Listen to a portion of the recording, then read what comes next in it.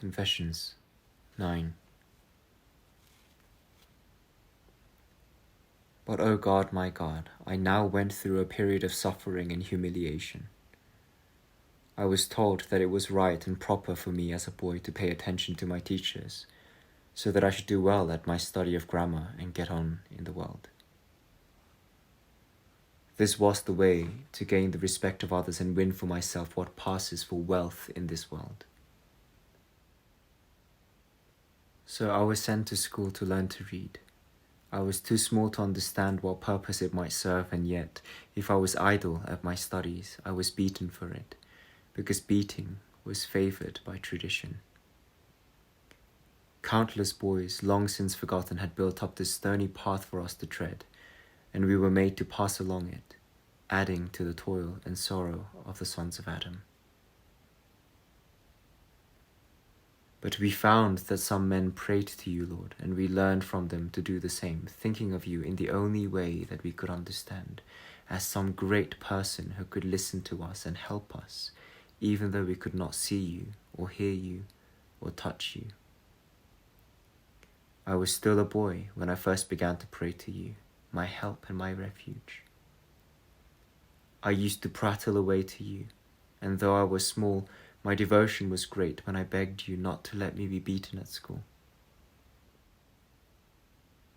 Sometimes, for my own good, you did not grant my prayer, and then my elders and even my parents, who certainly wished me no harm, would laugh at the beating I got.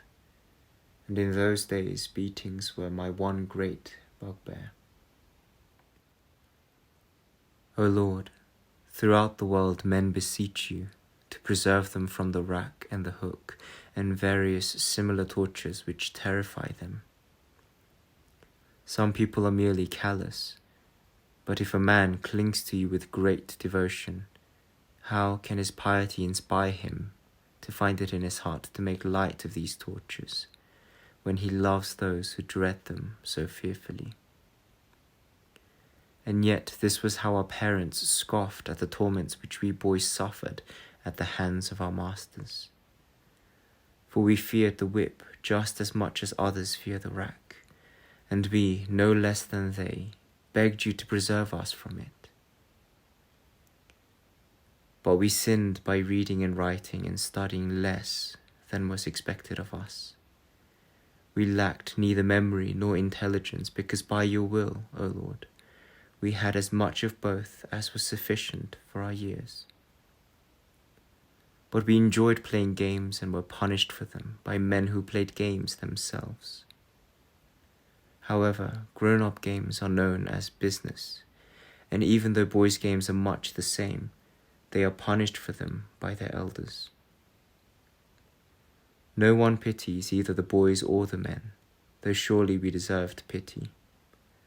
For I cannot believe that a good judge would approve of the beatings I received as a boy, on the ground that my games delayed my progress in studying subjects which would enable me to play a less creditable game later in life. Was the master who beat me himself very different from me? If he were worsted by a colleague in some petty argument, he would be convulsed with anger and envy, much more so than I was when a playmate beat me at a game of ball.